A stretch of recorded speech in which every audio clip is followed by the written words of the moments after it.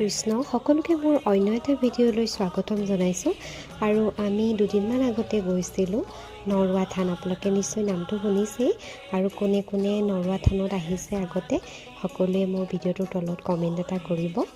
এয়া হৈছে নৰুৱা থানৰ মূল নামঘৰ ভাগ। আৰু সঁচাকৈ নৰুৱা থানৰ মহত্ব আছে বুলি কয়। ইয়াত যোনে মনে প্ৰাণে ভাবি পেলাই নিজৰ মনৰ পৰা শৰাই আগবঢ়াই তেওঁলোকৰ মনোবাঞ্ছা পূৰ্ণ হয় বুলি জনপ্ৰথা আছে।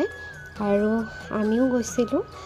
আচলতে মামাৰ ছোৱালীৰ ল'ৰাৰ হৈ পেলাই এখন শৰাই আগবঢ়াই থৈছিলে, তাৰ কাৰণে ভোগ দিছিলে তাতে, আৰু তাৰ কাৰণেই গৈছিলোঁ। আৰু এয়া হৈছে আপোনালোকক দেখুৱাইছোঁ য'ত শ্ৰীমন্ত শংকৰদেৱে পানী খাইছিল। এই কুৱাটোৰ পৰাই পানী খাইছিলে, তাৰে ধুনীয়াকৈ তেওঁলোকে বনাই থৈছে।